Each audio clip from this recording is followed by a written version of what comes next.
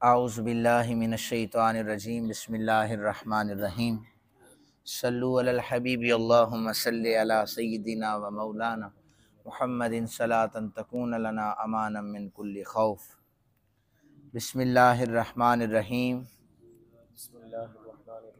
الم تر الی الذین اوتوا نصیبا من الکتاب یؤمنون بالجبت والطاغوت ویقولون للذین کفروا ہؤلاء اہدی من الذین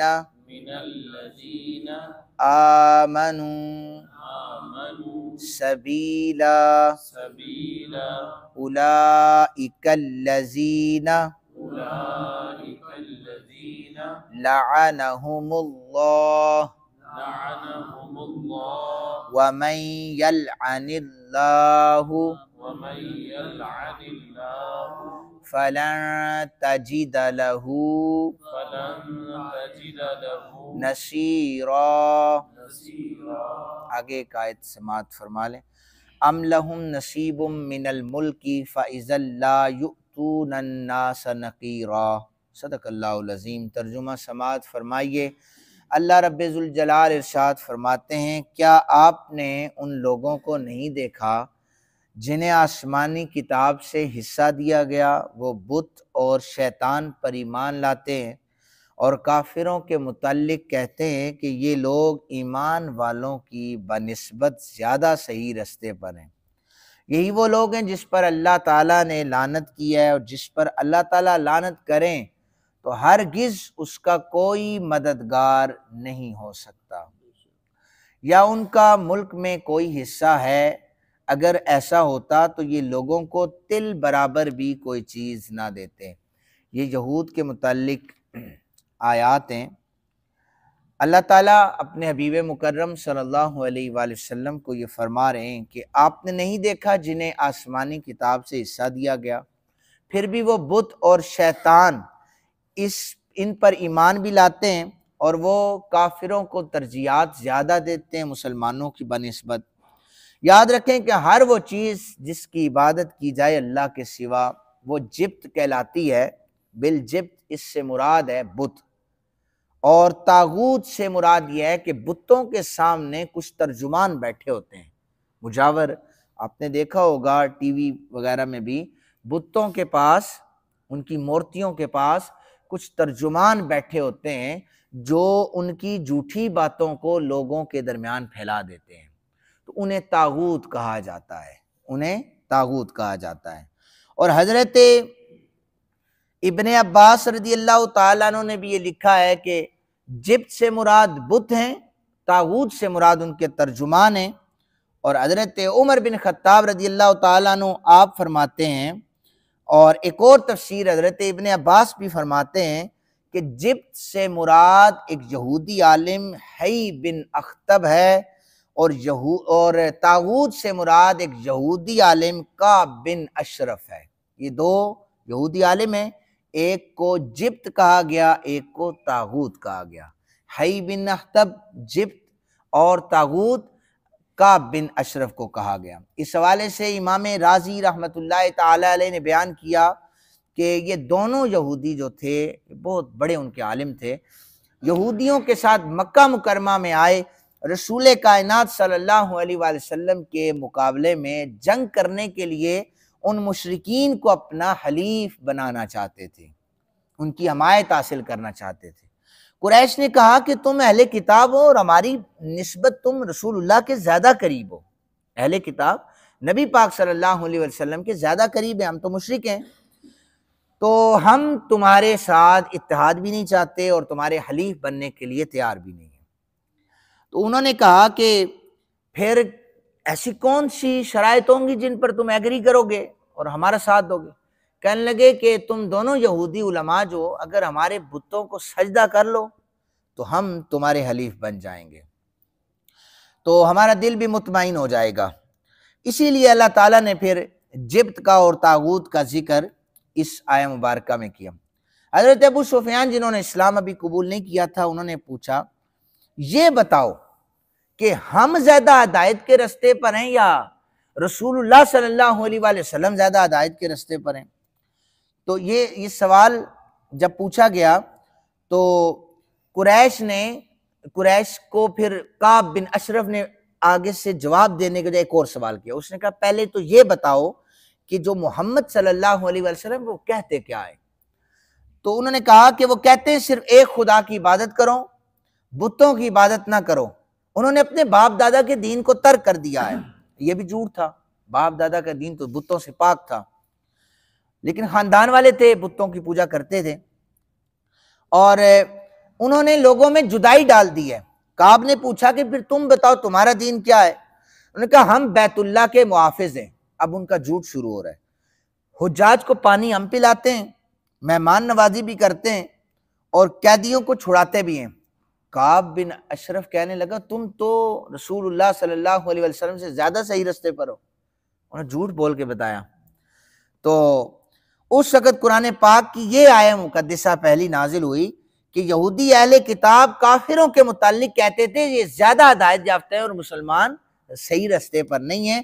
تو اللہ تعالیٰ نے انہیں ان کی مذمت فرمائی کہ اللہ تعالیٰ نے ان پر دنیا میں بھی لعنت فرمائی اور آخر میں بھی یہ لعنتی ہونے کے مستحق ہیں۔ اگلی آیت میں سورہ نساء آیت نمبر 52 میں واضح طور پر فرمایا یہی وہ لوگ ہیں جن پر اللہ تعالیٰ نے لعنت فرمائی ہے، اور جس پر اللہ لعنت فرما دے پھر ان کا کوئی مددگار نہیں ہوتا۔ اور پھر فرمایا یا ان کا ملک میں کوئی حصہ ہے، اگر ایسا ہوتا تو یہ اس کو تل برابر بھی جگہ نہ دیتے۔ اس آیت کا معنی یہ ہے کہ ان کا کوئی حصہ بھی اس میں نہیں ہے، یعنی وہ چاہتے تھے کہ آخر تک نبوت جو ہے یہ بنی اسرائیل کے پاس رہے گی، لیکن نبوت بنی اسرائیل سے ختم ہو گئی، بنو اسماعیل کے پاس آ گئی۔ ہم جو ہیں حضرت اسماعیل علیہ السلام کی نسل سے، یعنی نبی پاک صلی اللہ علیہ وسلم حضرت اسماعیل کی اولاد سے۔